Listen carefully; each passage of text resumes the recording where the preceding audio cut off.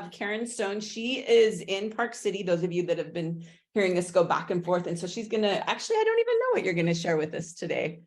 She's going to surprise us. She's going to share her screen. I do know that. So I'm going to give the time over to her. And then Karen, I'll just moderate, like if people are putting any comments or anything in the chat, I'll keep track of that. So we will throw out any questions and anything. So I will turn the time over to you.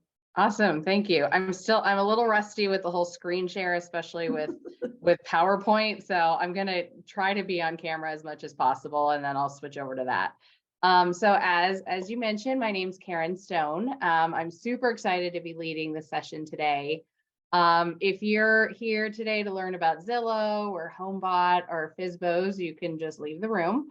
But if you want to learn about how to leverage your content, specifically your video content, then get out your notebook if you can. I know that some of you are driving, so just try to note some of these things, and I know that you are recording it. I'm going to leave some of my contact information as I flow through this, but I wanted to share a little bit of information with you about who I am. I would actually love to see in the chat, where are all of you? Where are you from? I know that that you're kind of spread all over the country, so I'd love to kind of know who I'm talking to. So I actually grew up in Southern California. I'm a California native, a Valley girl to be exact. When I was 18, I went to college in the Midwest, and out of college, I moved to New York City. I do have a degree in marketing, so don't let that scare you. But my first two jobs were in licensing for consumer products, doing product development for Disney, actually, for 9 months in LA, and then Nickelodeon for 3 years in New York City. In September of 2007, I found myself without a job, and I decided, why not get into real estate? So I started selling there in March of 2008. Great timing, right?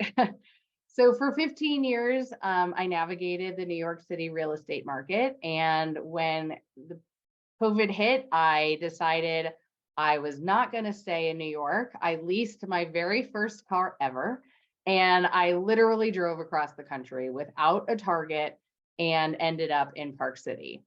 The reason I feel that this is relevant to you is because, unlike some of you on this call, I have never sold in a place where I've had the luxury of having childhood or family friends to rely on to become my clients.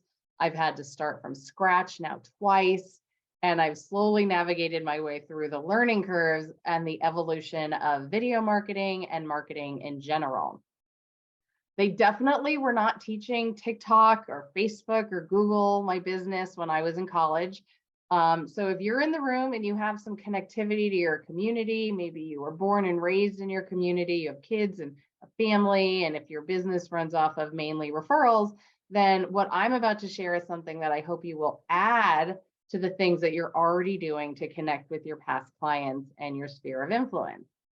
By doing these exercises, I have quickly been able to establish myself as an expert in Park City, for whatever that's worth, in 2.5 years, and was actually just offered the chance to be on American Dream TV. Nobody knows that. I'm just sharing this now as one of a handful of agents who will focus on the lifestyle and real estate in Park City.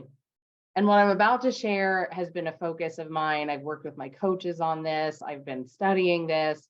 And I basically had to learn, and this is kind of a tool that I've used as I'm learning an entirely new market and an entirely different way of doing business. New York City is unlike any other market out there.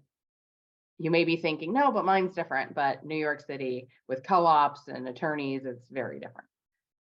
So during COVID, I actually traveled across the country and met with 80 different agents. Over 80 agents, actually. And one thing I learned along my journey was that many of the agents that I was meeting with, and some of them I was just meeting for coffee or lunch meetings, really struggle with their marketing. And it led me to create a business where I actually helped agents with their video marketing needs. And I'm going to share some resources. I helped agents to strategize their overall video strategies. I helped them write scripts. I storyboarded for them. I directed their videos. I hired videographers and editors and helped them define their voice on camera, all the while working to create content that these agents could not only share on social media, but hopefully be able to share across multiple platforms. As you can imagine, I got to Park City about 8,000 miles later. I realized I don't want to keep driving anymore. And I figured this looks fine. I might as well call this place home. Of course, it was August, and Park City, for those of you who've never been, is beautiful. So I'll share my screen just so you can get some intel on that course. Okay, so that's my contact info, and I apologize if I'm a little rusty with this. Okay, so once I got to Park City, I actually created a course. During the summer, there were lots of fires, and it really wasn't safe to be outside because of the air quality. So I sat down and I pulled everything that I could from my lessons on the road, and I created a video marketing course. We decided for Tanya to do it. Okay. So just so you know, there's so if you connect her to Tanya, then Tanya can 32 Rainbow is out. I know. Oh, you do? Okay, cool. 32 Rainbow. Yeah, I just got a message. Robert. Yeah. So okay, thank you. So this video marketing course, there's absolutely no pressure for you to take it or anything, but within this course, I focus on helping agents find their confidence, all their being on camera, all the way to their video strategy, to coming up with the content, to how to hire the right people, and to ask the questions when it comes to hiring, and then all the way to distribution. If you would like any information on the course, you can see the link here. I just want to make sure that you are seeing the link. You're seeing the PowerPoint link, right? The PowerPoint. Okay, cool. So this is a QR code. I know some of you are on your phones, but I'll go ahead and drop a link in there. But I have some content that I've created that I give out to people when I'm presenting, specifically with some video prompts and how to kind of jog your mind so that you could come up with your own content. This course is literally for anybody at any level. I hate using those words, but whether you're just scared to be on camera, or you have no problem being on camera and you just need some help with your strategy, or if you have no budget for a videographer or a huge budget, you can pretty much jump in anywhere you want. So I created this course based on my learnings, and overall what I've learned is that the average agent will spend a lot of time creating one piece of content. I mean, it's crazy how much time some of us spend to create like a reel for YouTube or a reel for Instagram. And as I would produce these videos for agents, I found that they would really only use it once. Of course, my goal was for them to use it multiple times, but most of them, they were just not able to think much bigger. And frankly, even with a beautifully produced video, some of them still felt like they were imposters by putting out this type of content. Think to yourself, do I feel like an imposter when I'm putting out videos? Or they would judge themselves based on how they looked and sounded.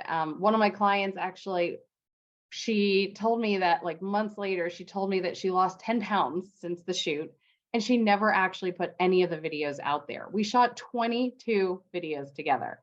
If I can give you one tip today when it comes to videos, it's just to simply embrace who you are. It's completely unrealistic to expect yourself to look or sound any different than you do than when you meet a client in person. They know what you look like. They know what you sound like. They know, like, they're expecting to see you. For some of us, we feel like people don't really want to hear what we have to say. But I'll tell you this, even if it's just your mom, and I have these conversations with my mom all the time where she's like, so I saw you were skiing the other day. Well, you know what? My mom saw the video, and then she goes to play bingo or play cards and goes out for lunches and dinners.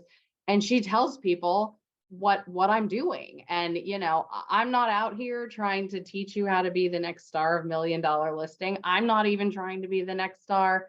But if you can touch a small percentage of your community and get them to call you and use you for their real estate needs, then even the simplest video is worth doing. So I'm going to stop sharing this. So I can see you. You can't, I don't know if you can see me, but if you are able to raise your hand, I'd love to see how many of you are literally a machine creating content on the fly. Maybe you're raising your hand while you drive. Just be safe.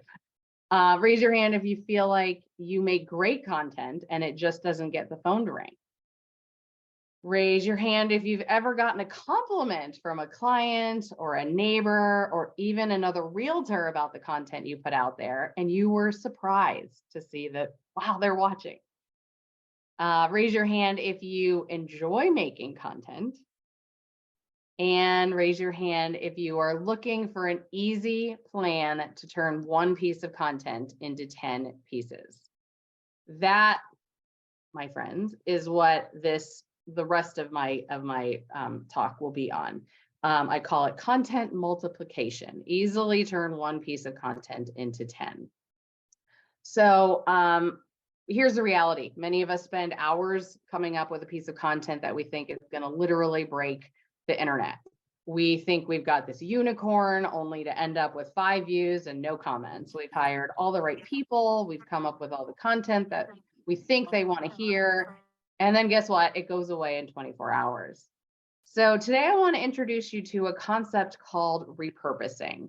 And it's something that, again, I have personally been really focused on for the last year because I spend a lot of time creating content. However, I will admit that there are times when I don't feel like creating content. So I go back into the back closet of YouTube and into my past videos that I've recorded on my phone, and I start to create some new pieces of content around those. But the purpose of today is to teach you the tools to spend a limited amount of time not only creating the content, but also creating the right content to then utilize across multiple platforms that are not only going to grab attention on social media, but I think many of us are kind of thinking like that's what we need, but also to create evergreen and searchable content where it matters most. So we call this piece of content a pillar piece of content. The piece of content should be, in theory, a long format video. For the purposes of today, we're going to be talking mostly about video, but this can also be a blog post. It's there to educate people. It provides resources. There's some kind of element of storytelling. It's a piece of content where you can extract other content from it to create multiple pieces. So think about it like a meat lover's pizza, where you've got the pepperoni and the sausage and the cheese, and you kind of extract all of those different components. And we start talking about each of those components as and then the main video is the full pizza. So let's start with an example. I pulled this example because I think it's something that could be relevant for all of us. Some of us are in different markets and, maybe we've done this video, maybe we're planning on doing it, but the topic is the pros and cons of moving to insert your city. Whether you're in a second home resort market or in a primary market, whether your price points are $4 million or $200,000, this is a video that you should be doing. The components of the video are super important here. The video has a hook and a call to action. The hook is uber important. A hook can be something like, don't move to my city until you watch this video, or bet you didn't know these pros and cons about my city. Now, I come up with these kind of in my head, but I'm going to teach you some tools that you can use to come up with these hooks. The video also has pros and cons. So let's say 3 pros and 3 cons of your area. And ideally, we have some B-roll as well of your city. B-roll, for those of you who don't know, is footage that you can literally capture from your cell phone. I have my phone on me all the time. It might be a landscape video of mountains or a pan of Main Street or a view of a golf course. It does not have you in it. It's just supplemental footage to go along with you being on camera. So now we have to figure out who's watching this video and where are they watching it. This is important because, again, a lot of us create like a reel and we think like, oh my God, my ideal buyer is on Instagram watching this, but really your ideal buyer might not be, in that range. When you look at the analytics, they might not be 25 to 35, also searching for cats and recipes and diet tips, right? Like they're probably, your buyers might be on LinkedIn, they might be on Google. So let's talk about who they are. So my assumption is that these people are thinking of relocating to your area. They might already be in your area. They might be relocation specialists who, need some content to share with their clients. But all in all, they are likely going to be top of funnel home buyers, if they're home buyers at all. This is a super important note because I think it's really unrealistic to expect someone to call based on one video alone and then buy a home from you. The reality is, if you do the research, and there are tools where you can do the research to see how many people are searching for moving to my town, you're not going to find millions. I mean, even in New York City, you don't find millions. For instance, my town has 9,000 full-time residents. So I'm not looking to hit all 9,000. I might hit 100 or 200 or 300. And that is actually fairly sufficient and fairly decent. See a question in the chat. I love that. I never thought about reloads looking at videos of agents to work with. There you go. You just never know, right? You gotta, I kind of like think outside the box a little bit here. So again, I don't try to reach the masses. Think about this. We all know, like, Austin during COVID was a huge market and people were moving there. Well, I promise you that there were more people, typing in, what do I need to know about moving to Austin, than what is it like to move to Wichita, Kansas? Like, let's just call a spade here. Okay. So now we have to figure out, where are they looking? Many of them will simply turn to Google and they'll type in moving to my city. They might be searching for the best realtor in your city. They might be perusing TikTok for videos on your area and your content happens to pop up. Maybe these are possible buyers. Maybe these are just people who are curious about the area. Maybe they're visiting the area. Or let's face it, I live in a very Instagram friendly town, and many of them are just looking for backdrops for selfies. Ultimately, the goal is to be everywhere these buyers or sellers, or any kind of client that you're looking for, are looking. So in the next slide, I spell out, okay, so in this slide, I spell out, I think this is like one of the most important parts of my whole presentation. And if you take nothing else from this, I spell out how to help you get that content. None of these steps has anything to do with design or making an Instagram post. I don't expect you to go hire a designer to do this or go to design school. It simply has to do with having the right content to supplement the visuals. So your first step, obviously, is to record the video. As you're recording the video, I recommend that you have some bullet points. You start with the 3 pros and the 3 cons. You might decide to use a script. That's great. You might decide that bullet points are fine and you're just going to wing it. I recommend, from my videos, pro standpoint, I recommend shooting it horizontally with room to edit for vertical snippets for social media. And when you're working with an editor, if you are working with an editor, I would tell them that you will be pulling this video apart and you do want shorter snippets in vertical format for your social media. Hopefully you're not overwhelmed by this. We're just taking literally one piece and we're creating a different format for it. So the next thing we're going to do is we're going to get a transcript for the video. If you decide to use a script, then you don't need this part. But if you don't use a script, then you're going to want to get it transcribed. I personally use a site called rev.com, rev.com, if you're in the car. They charge a nominal fee based on the length of the video. And there are a lot of other platforms that do this, but all you need is the transcript of the video. Now, this next step is a little bit more advanced, and I'd like, for those of you who are not as familiar with AI, I want to introduce you to ChatGPT and ways that you can use prompts to get the revisions to the script that you need to use across multiple platforms. So first, we're going to tell ChatGPT, if that's the AI tool that you choose to use, we're going to tell it to shorten the script to 1,500 characters. You'll see why as we move on. Next, we're going to ask it, literally, hey, Chat, and I wrote the prompts here, ask ChatGPT, what are the 6 most relevant points from the video script to use on social media. It's very specific. It's very important to be specific that, you know, that you're asking for the 6 points and you're telling it that you're going to be using it on social media. Obviously, we might be able to just extract those 6 points, might be the 3 pros and the 3 cons, but I always suggest that you ask ChatGPT to give you this content as well, because maybe it'll pick up on something and put a different spin to it. And then the last thing you're going to do with ChatGPT is you're going to ask, what are the most common keywords or phrases to use based on this transcript? And you can get super specific, you know, for people who are thinking of buying in my area, for people who are relocating, right? Again, those keywords are important. So some of you might be thinking, and you might have heard, ChatGPT doesn't always tell the truth.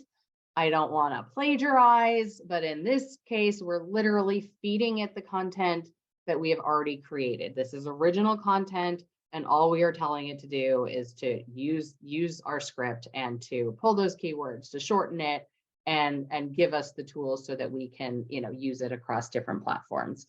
And I guarantee that whatever it pulls is probably better than what you're going to be able to pull. And by the way, it's free.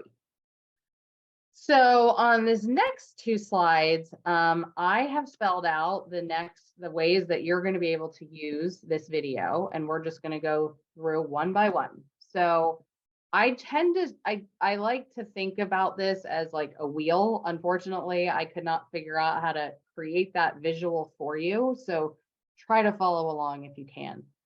So the first thing I generally do is I post the video onto YouTube. YouTube is the second most popular search tool and website on the entire internet. So if you're not on YouTube, you're definitely missing something. And when somebody types in like moving to your city on Google, Google will automatically pull YouTube videos, not just like articles that have been written. So there's a lot of benefit to being on YouTube. What you're going to do there is you're going to upload the video, and in the description, you can include the full transcript. You can include the shorter script. You have the right to revise it. So remember, we've already got this content from rev.com.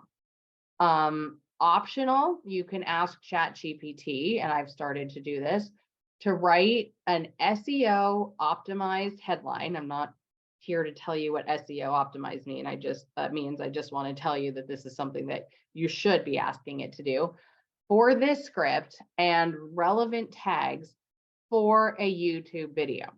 Again, using it for a blog post is completely different.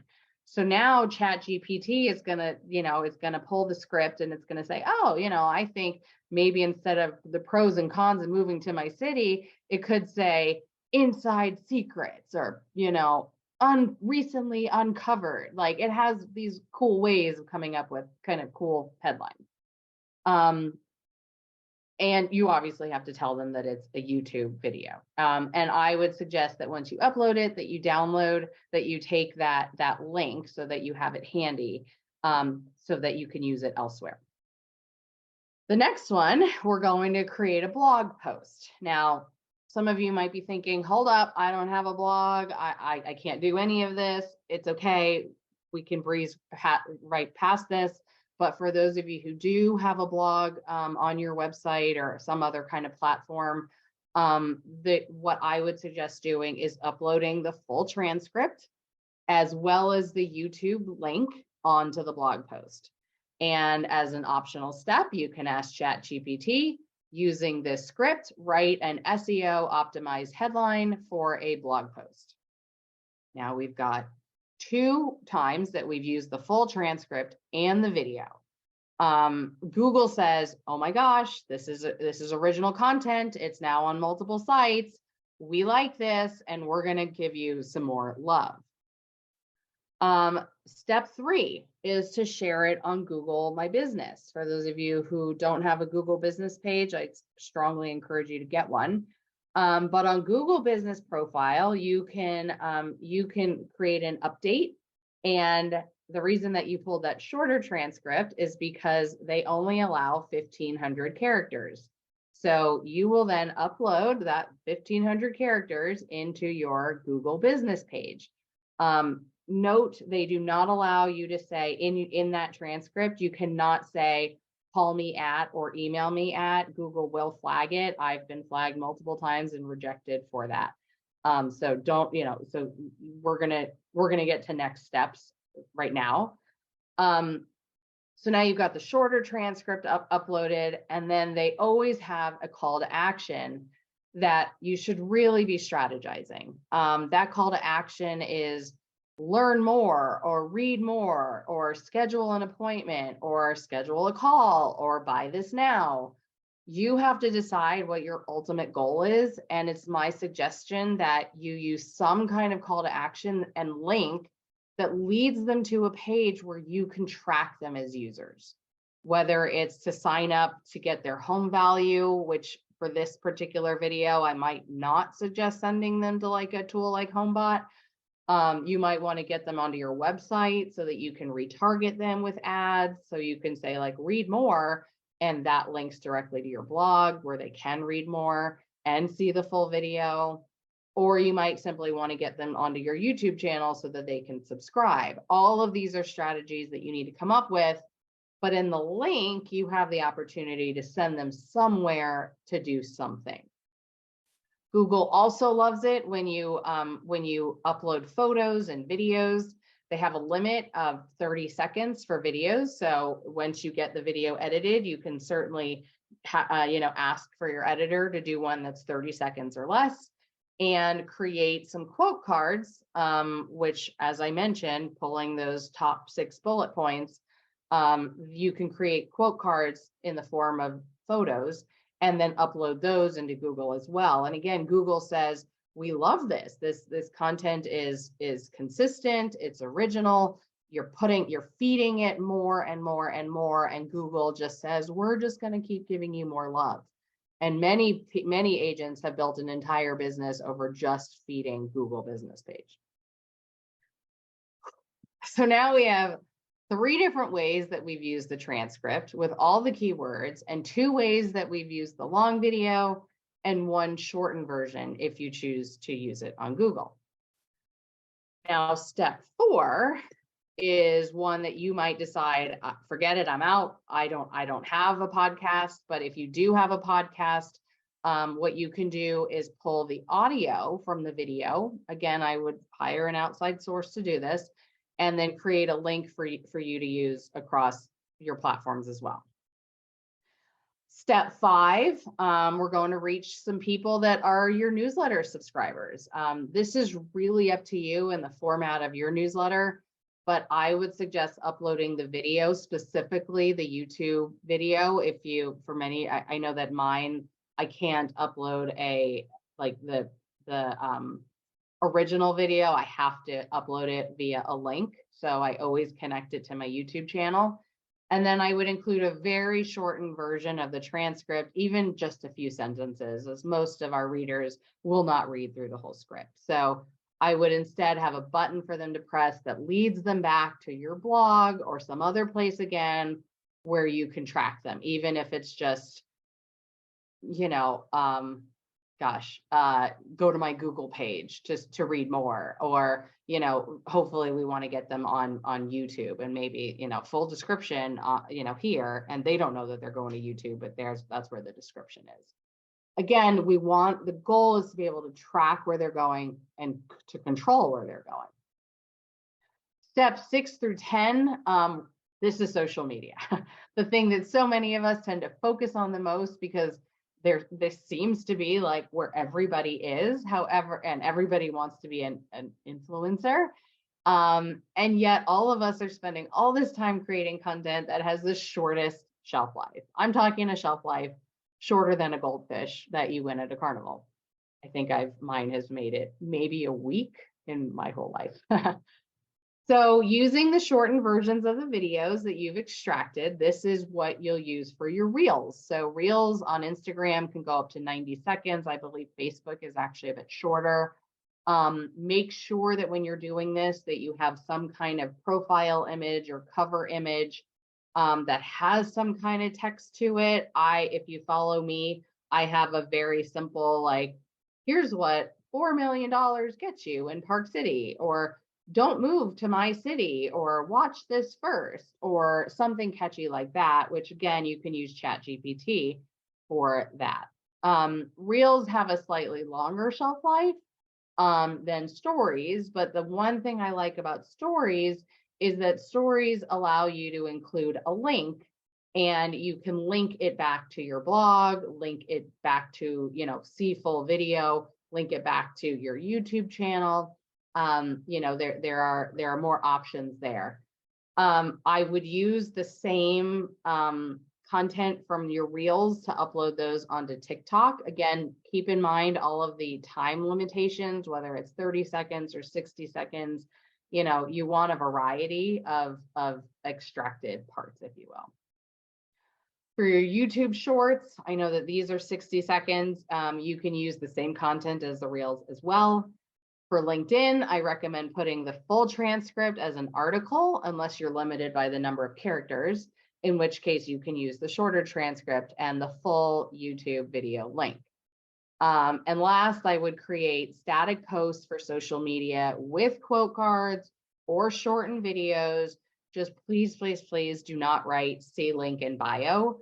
Nobody is going to your bio and hunting through all your links unless you have like a platform like the Today Show or a magazine that you like, where they have all of their content in one place and people can kind of pick and choose the full articles that they want to see. They're not going to say, oh, I want to watch the rest of that video and click, go to your YouTube channel.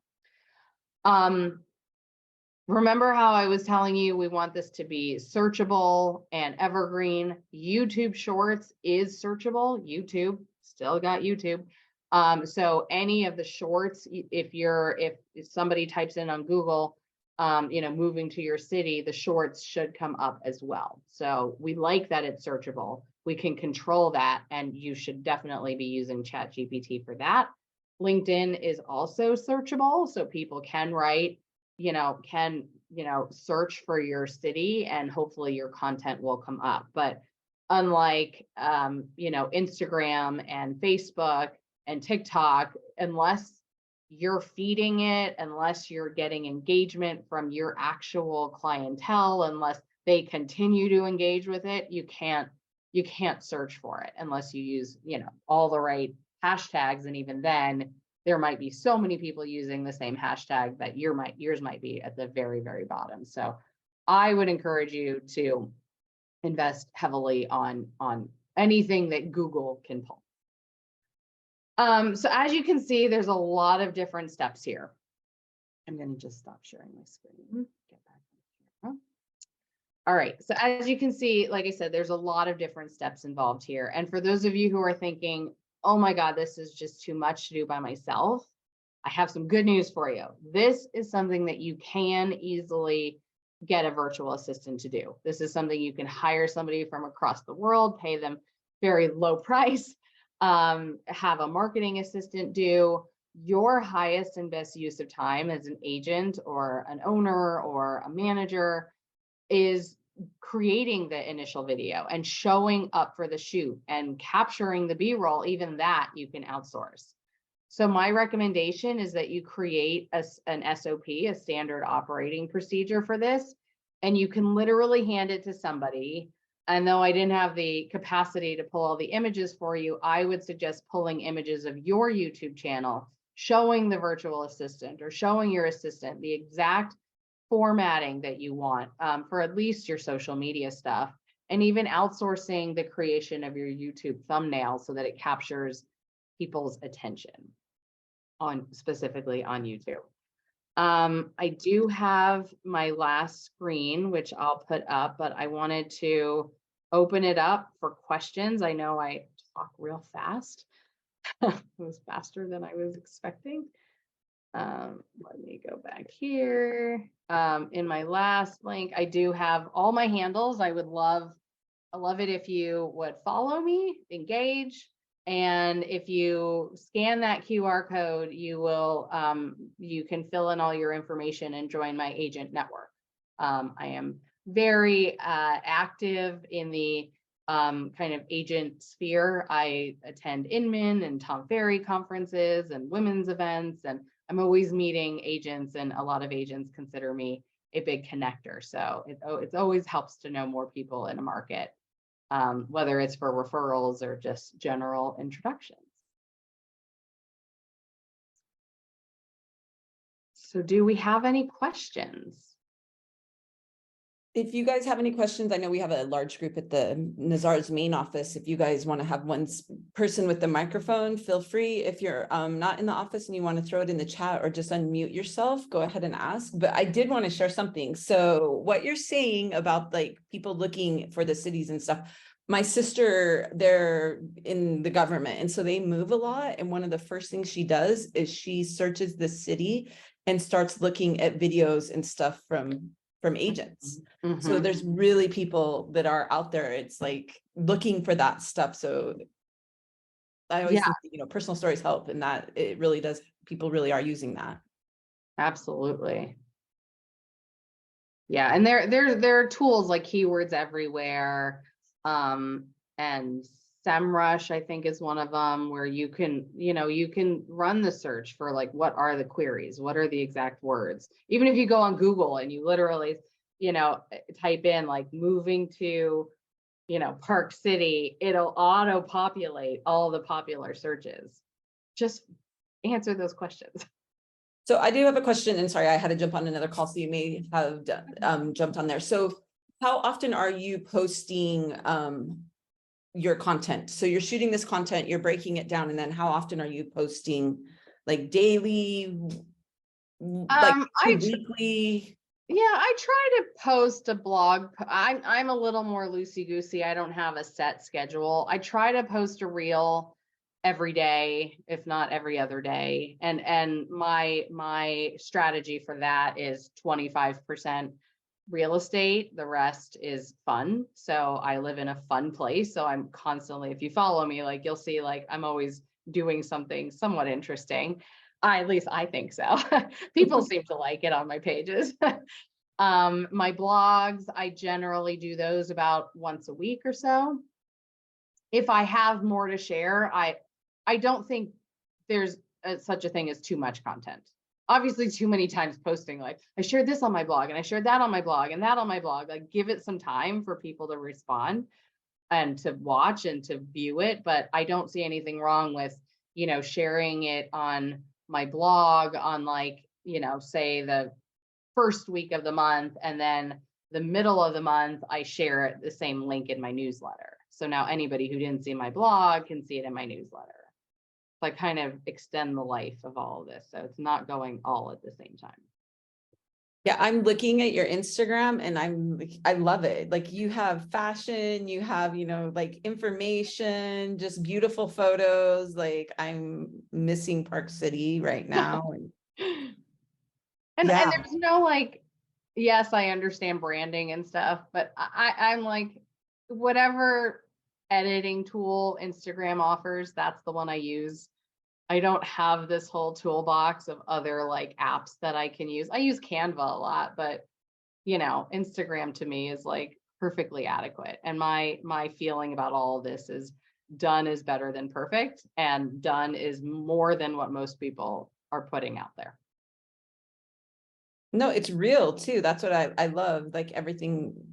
And I love the mud season. That's hilarious. The mud season of me in the red jacket, that I actually shot, I think 2 summers ago. And I think I only put it on YouTube, and I happened to shoot it with my phone. So I said, well, let me use it again in my reels. Yeah, you guys need to follow her on Instagram. This is great inspiration. And I loved what you said about just, that we're afraid to post the videos. And so we just don't do it. Yeah. This is great. We overthink it in so many ways. And I could have gone into all different kinds of lessons that I've learned of like, having an alter ego. Like I do on the side, I do stand-up comedy. And so I've gained some confidence from that by channeling Mrs. Maisel, right? So when I'm on video, I channel her, that I channel the comedian in me. No, it's phenomenal. Any questions? I know we're very shy. Oh, we have somebody in here. Oh, you dropped your IG on there. Fantastic. I'm gonna ask, is there a way that we can get those slides that you presented, or is that more of your, do you want them to go through your thing? No, I'll share all that with you. And yeah, that way they can like click on the QR codes. The QR with my course, what I offered with that is actual like downloadable tools. Like I have 30 scripts for 30 days of videos. Oh, nice. So that, that's not considered long format, but it's 30, because it's 30 seconds, but it could at least maybe trigger, jog your mind, and maybe, you can expand it. Then I have a script, what did I put there? Like just where you can put down all your ideas of the kinds of videos that you might want to make, depending on, what kind of content, whether it's 2 minutes or longer, or evergreen, or listing related. So there's a few things there that were specifically offered for the class, but I generally offer. Well, fantastic. Karen, thank you so much for your time. I have like 5 pages of notes, so I am going to go back and rewatch the video. Appreciate it. Are you going to be at Summit this year? Still up for debate. My sister-in-law is expecting a baby, so okay. Well, we'll watch for you just in case. So yeah. Thank you so much for having me. And if any of you want to reach out with questions, please don't hesitate.